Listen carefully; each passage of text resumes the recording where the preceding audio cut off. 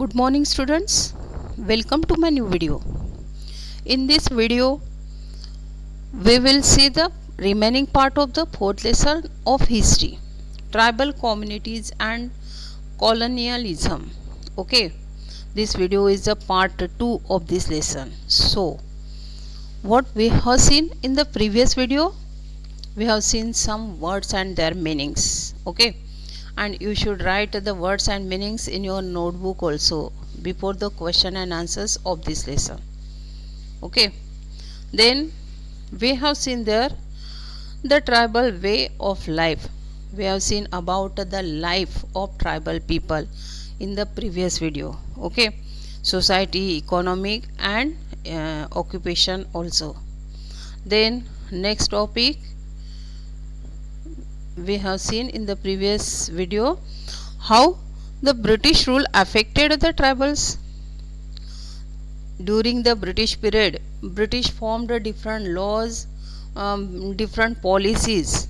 Okay, and they used these different policies, these different laws ruled in our India, and these British rule affected on the tribal life. Okay, जो भी tribal people थे इनके life पे जो ब्रिटिशों के rule थे उनका बहुत ही बैडली अफेक्ट हुआ था. Okay, then we have seen about the loss of power. Then tribals dispossessed of their land, then from shifting cultivation to settled agriculture. Then we have seen about the high revenue demand. Then we have solved MCQs also on page number 34. Okay, now you should open your page number 34 from your textbook and keep it in front of you, okay, while watching the video. In this video we will see the next topic from your textbook, from this lesson, changes in forest laws. Okay, be concentrate here. The new forest laws declared forest as the state property, and there were some laws introduced in our India by British, and among these laws one new forest law declared कि जो forest है ये state property है, government की property है. Okay, the Adivasis even though original resident of the forest were prohibited from practicing shifting cultivation. And जो आदिवासी थे, मीन्स जो ट्राइबल पीपल थे, जो ओरिजिनल रेसिडेंट थे फॉरेस्ट के, मीन्स ओरिजिनल रहने वाले थे फॉरेस्ट में जो लोग, इन्हें ही अब यहाँ पे जो शिफ्टिंग कल्टीवेशन वो करते थे फॉरेस्ट में, इस पे रोक लगा दी गई थी by British. Okay, because of this new forest law. There were also restrictions on the collections of forest produce, cutting trees, hunting and so on. And there were many restrictions also. Okay, restrictions means कुछ बंदी करना. Okay,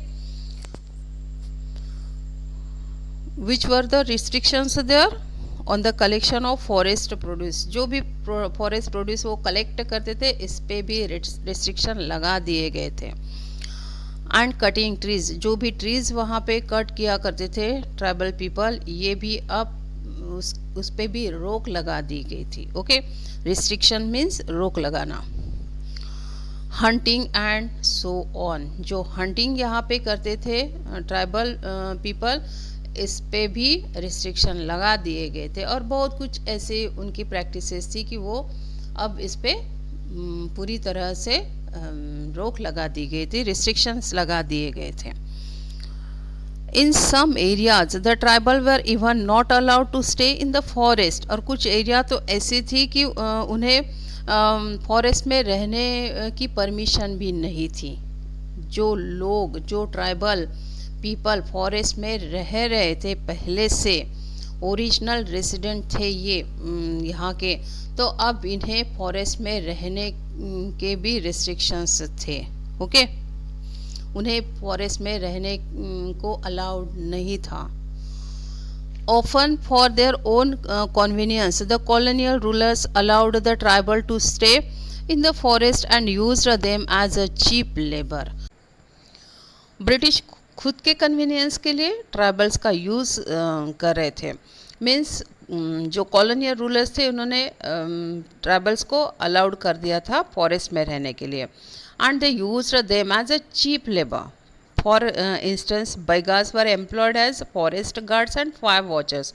and जो Baigas communities थी इनका use ये forest guards and fire watchers के लिए किया करते थे. This had a considerable impact on the lifestyle of the tribals, since the tribals considered the forest and its produce their belonging. And शुरुआत से जो ट्राइबल्स थे ये फॉरेस्ट को अपना समझते थे और फॉरेस्ट में जो भी प्रोड्यूस मिलता था ये भी खुद का समझते थे. And that's why they protested against the laws of British. जो भी ब्रिटिशों के लॉज यहाँ पे फॉर्म किए गए, जो भी ब्रिटिशों ने लॉज यहाँ पे यूज़ किए, इनके खिलाफ गए ये ट्राइबल. ओके, ये आदिवासी. Now role of the traders and money lenders. Traders means व्यापारी, मनी लेंडर्स मीन्स साहूकार. जो पर्सन्स लोन प्रोवाइड करते थे पुअर पीपल को, इन्हें हम बोलेंगे money lender. Okay, all these tribals were self-sufficient, but for certain products they had to depend on external sources. वैसे तो ट्राइबल सेल्फ सफिशिएंट थे, बट कुछ गुड्स, कुछ प्रोडक्ट्स ऐसे थे कि इन्हें एक्सटर्नल सोर्सेज पे डिपेंड रहना पड़ता था. The traders, middlemen and merchants charged very high prices for the goods they sold to the tribals.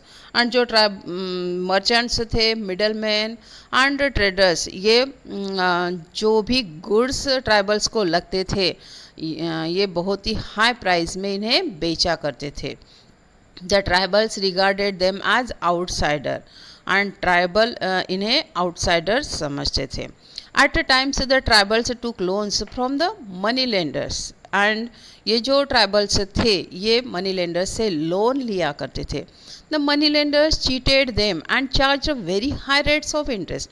और ये जो money lenders थे, साहूकार थे, ये इनके साथ चीटिंग करते थे एंड बहुत ही हाई रेट इंटरेस्ट पे इन्हें लोन दिया करते थे. As a result they were caught in the cycle of डेप्ट. और इसकी वजह से ये कर्जे में डूब जाते थे. डेप्ट मीन्स कर्जे में डूबना.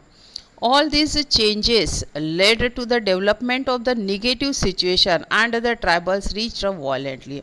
और ये सभी चीज़ों की वजह से, ये सभी चेंजेस की वजह से जो निगेटिव सिचुएशन यहाँ पे डेवलप हुई, उसकी वजह से ये जो भी ट्राइबल्स थे ये वायलेंटली रिएक्ट होने लगे.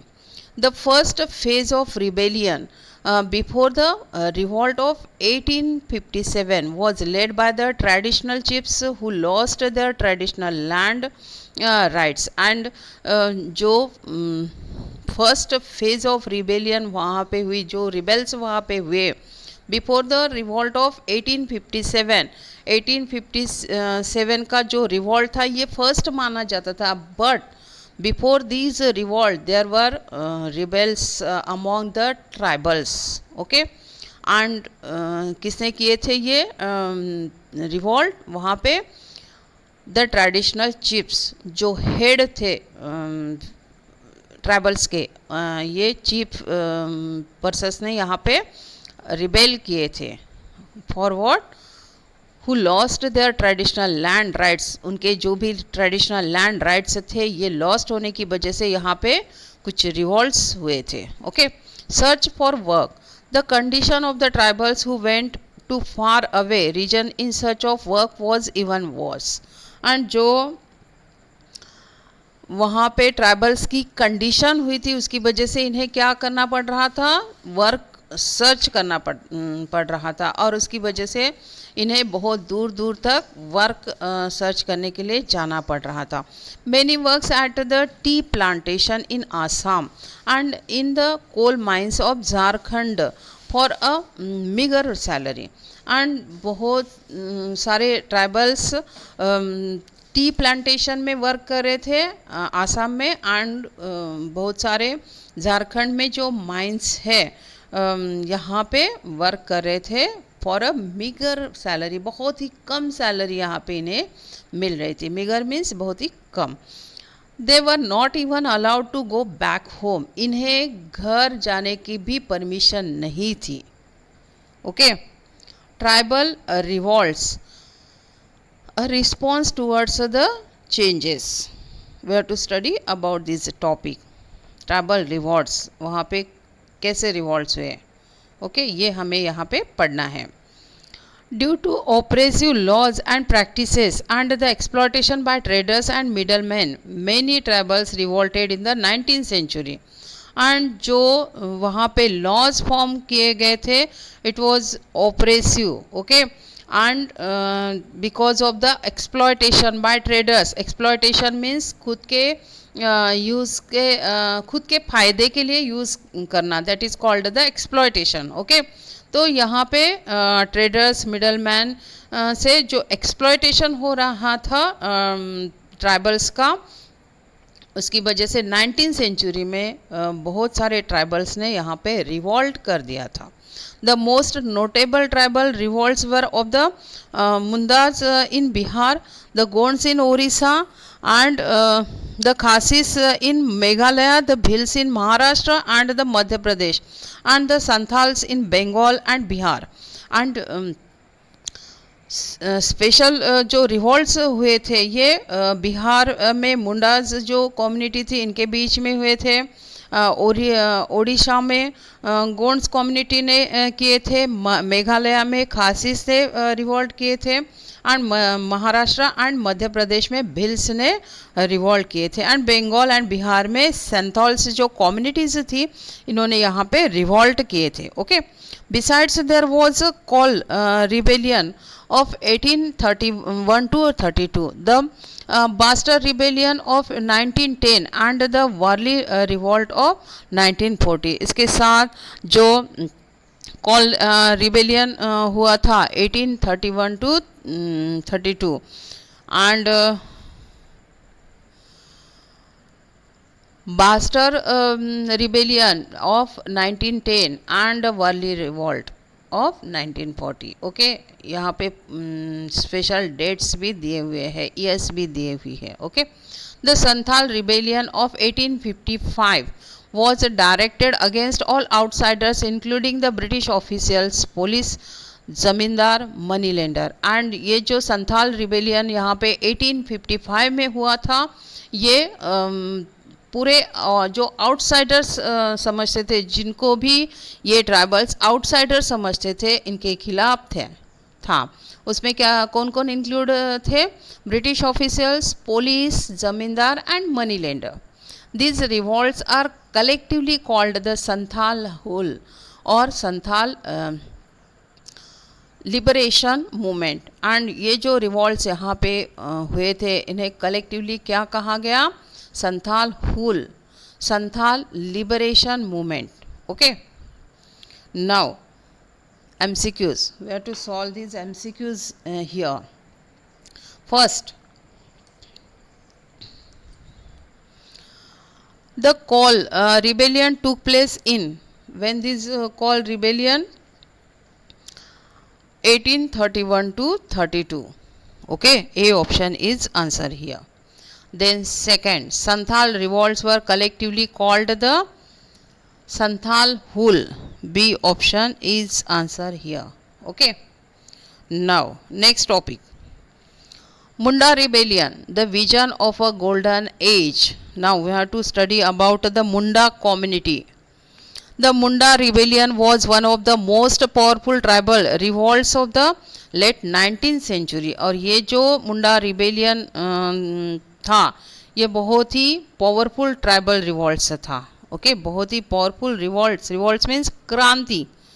ओके, इन हिंदी। तो ये 19th सेंचुरी में ये मुंडा रिबेलियन हुआ था। Birsa Munda was born in Ulihatu, Ranchi, and ये जो बिरसा मुंडा यहाँ पे थे, लीडर ऑफ दिस रिवॉल्ट्स, ये उलिहातू रांची में बॉर्न हुए थे. Birsa Munda at a very young age became sensitive about exploitation of his people by the dikus. And ये जो बिरसा मुंडा थे, ये यंग थे और ये बहुत ही सेंसिटिव हो चुके थे. Why? Because of the exploitation of his people by the Dikus, by the outsiders. जो outsiders यहाँ पे आते थे, उनकी वजह से जो exploitation यहाँ पे हो रहा था उनके communities के लोगों का, इसकी वजह से ये बहुत ही sensitive बन चुके थे यहाँ पे Birsa Munda. Okay. He was also against the system of the beth begari और फोर्स्ड लेबर. और ये जो यहाँ पे सिस्टम था बेद बेगरी और forced labour means forcefully work करने के लिए यहाँ पे कहा जाता था, तो इसके भी ये खिलाफ थे. That was the beth begari. Birsa wanted to reform the tribal society and recover its glorious past. And Birsa अपनी जो भी ट्राइबल सोसाइटी थी ये रिफॉर्म करना चाहते थे एंड रिकवर जो उनका ग्लोरियस पास्ट था, जो उनका बहुत ही रिच पास्ट था, ये फिर से कवर करना चाहते थे. He urged his tribe members to give up drinking liquid, practicing animal sacrifices and other evils like witchcraft and sorcery and lead an honest life. And ये लोगों को अर्ज किया करते थे, उनके जो भी कम्युनिटी के मेंबर्स थे उन्हें अर्ज करते थे कि जो भी ड्रिंकिंग लिक्वियर है ये छोड़ दे. ओके. जो वो ड्रिंकिंग करते थे. प्रैक्टिसिंग एनिमल सेक्रीफाइसेस, जो एनिमल्स कि वो सेक्रीफाइस करते थे, ये भी वहाँ पे छोड़ने के लिए कहते थे. एंड अदर एविल्स, और बहुत कुछ एविल्स वहाँ पे हुआ करते थे उनके कम्युनिटी में, जैसे विच क्राफ्ट मीन्स तंत्र मंत्र जादू टोना, and sorcery same things. Okay. And lead an honest life, और कैसे आपको रहना है ऑनेस्टली. ओके. तो ये लोगों को एड्रेस करते थे कि जो भी रॉन्ग थिंग्स है ये छोड़ दे और ऑनेस्टली लाइफ जिए. Okay. Birsa wanted to restore the glorious past, talk about the golden age when Mundas lived a life, good life, away from the oppression of Dikas. And ये जो बिरसा थे ये अपना जो ग्लोरियस पास्ट था ये फिर से लाना चाहते थे अपने कम्युनिटी में. ओके. और बिरसा यहाँ पे अपने कम्युनिटीज़ के लोगों को बताते थे कि जो उनका अभी लाइफ है, इससे उनका जो पास्ट था, उनका जो पास्ट का लाइफ था वो बहुत ही अच्छा था, जो पास्ट था वो ग्लोरियस था. He also wanted his fellow brethren to once again cultivate their own land and free themselves from the clutches of landlords and zamindars. And ये इन्हें ऐसे लगता था कि जो उनके लोग हैं, उनकी कम्युनिटी है, वहाँ के जो लोग हैं ये फिर से अपनी लैंड कल्टीवेट करें एंड खुद को जो लैंडलॉर्ड्स हैं, जो ज़मींदार हैं, इनके क्लचेस से फ्री करें. Turn your page number 36. Birsa was against the Christian missionaries who criticized their traditional lifestyle. And ये बिरसा जो थे ये क्रिश्चियन मिशनरीज के भी खिलाफ थे. The main rebellion broke out south of Ranchi. And जो मेन रिबेलियन ब्रोक हुई, स्टार्ट हुई, ये रांची के साउथ में हुई. It was known as अलगुलन और द ग्रेट तुमुल्ट. इन्हें क्या कहा जाता था? Ulgulan and great tumult. It aimed at driving out the British and establishing the Birsa Raj. और what was the main aim of these revolt? Driving out the ब्रिटिशों को यहाँ से निकालना एंड बिरसा राज एस्टैब्लिश करना। द छोटा Nagpur tenancy act of 1908 was passed after the Munda rebellion. And यहाँ पे जो छोटा नागपुर टेनेंसी एक्ट पास हुआ, ये जो मुंडा रिबेलियन यहाँ पे हुआ था, रिवॉल्ट यहाँ पे हुआ था, इसके बाद यहाँ पे छोटा नागपुर टेनेंसी एक्ट पास हुआ 1908 में।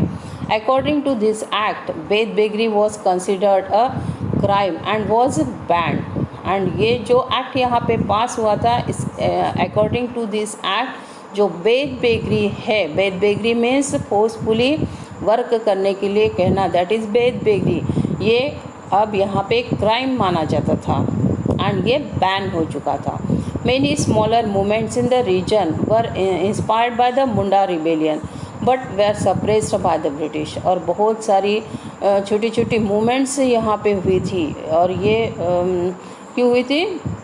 क्योंकि ये मुंडा रिबेलियन की वजह से इंस्पायर्ड हो चुके थे लोग, उसकी वजह से बहुत सारी स्मॉलर मूवमेंट्स भी यहाँ पे हुई थी, ये जो रीजन था यहाँ पे। But these movements were suppressed by the British। ब्रिटिशों ने ये सप्रेस्ड कर दी थी। सप्रेस्ड मीन्स दबा देना, मिटा देना। Next there are points to remember. First, in India different tribal groups had a distinct culture of their own, and in our India there were different tribals groups, different tribals communities, okay, before the British period and during the British period also, okay. And these communities had their own culture, had their own unique culture, okay, जो भी culture था ये distinct था, unique था।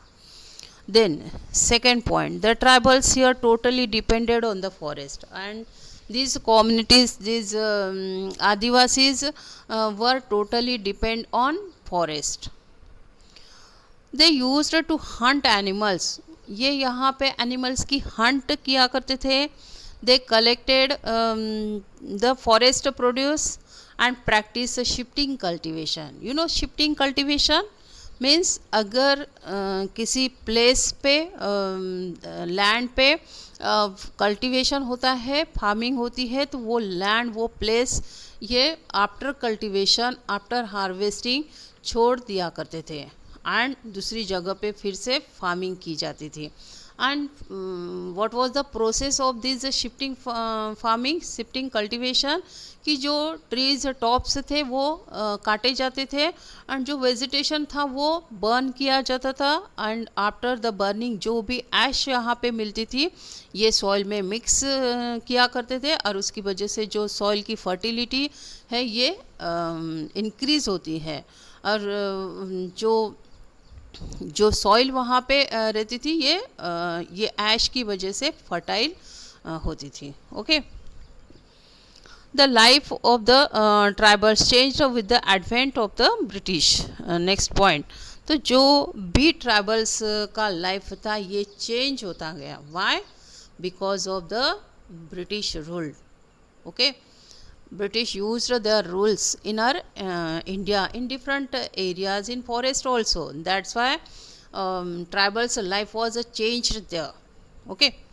Then next point, the landless tribals were pushed into forced labor or bedbeggary, and because of these British rules, because of money lenders, merchants and traders, ये सभी लोगों की वजह से जो ट्राइबल्स थे, जो आदिवासी थे, ये लैंडलेस होते गए। एंड ये जो भी लैंडलेस ट्राइबल्स यहाँ पे थे, इन्हें फोर्सफुली वर्क करवा के इनसे फोर्सफुली वर्क करवा के लिया जाता था। That was the beth begari, okay. बहुत ही कम दामों में यहाँ पे वर्क करवाया जाता था। Next, Santhal revolts are collectively called the Santhal Hul और the Santhal liberation movement. And ये जो संथाल रिवोल्ट्स था इन्हें कलेक्टिवली संथाल हुल्स कहा जाता था। या Santhal liberation movement. Okay. Then last point, the Munda rebellion was against the exploitation under the British rule. And जो मुंडा रिबेलियन यहाँ पे हुआ था, ये किनके खिलाफ था? British rule. Okay. Exploitation under the British rule. Okay. Now our lesson is completed here. We have to solve the exercise. First MCQ. Chota Nagpur Tenancy Act was passed in, there are three options, 1908, 1907 and 1807. What is the answer here? A option is answer here, 1908. Okay. ये जो छोटा Nagpur tenancy act पास हुआ था, ये 1908 में pass हुआ था. And according to this act beth begari was considered a crime and was banned. Okay. ये जो एक्ट था, इसकी वजह से जो बेद बेगरी यहाँ पे होता था, बेद बेगरी प्रोसेस यहाँ पे होती थी, ये टोटली बैंड हो चुकी थी. Then second, the revolt of Santals started from, there are again three options, Bihar, Gujarat and Delhi. Again A option is answer here, Bihar. कहाँ से start हुआ था ये Santhal revolt? Bihar. Okay. Then fill in the blanks. First, the tribal regarded landlords, moneylenders and traders as, fill in the blanks. What is the answer here? Outsider. Means जो landlords थे, money lenders थे, traders थे, इन्हें क्या समझते थे ये tribals? Outsider. Okay. Then second, fill in the blanks, is the tribe which rose against the British in Madhya Pradesh. What is the answer here? Bhils. Okay. Madhya Pradesh में जो ट्राइब्स थे, ट्राइब थी, ये कौन सी थी? Bhils. Okay. Then third, the Chota Nagpur plateau is inhabited by the fill in the blanks tribe. What is the answer here? Munda. Then third, third is completed here. Then fourth, Birsa Munda led the fill in the blanks in Chota Nagpur plateau. What is the answer here? Munda rebellion. Birsa Munda led the Munda rebellion in Chota Nagpur plateau. Okay. Then next question is here, true or false. First, the British rule was not against the tribal way of life. What is the answer here? True or false? This statement is a false statement.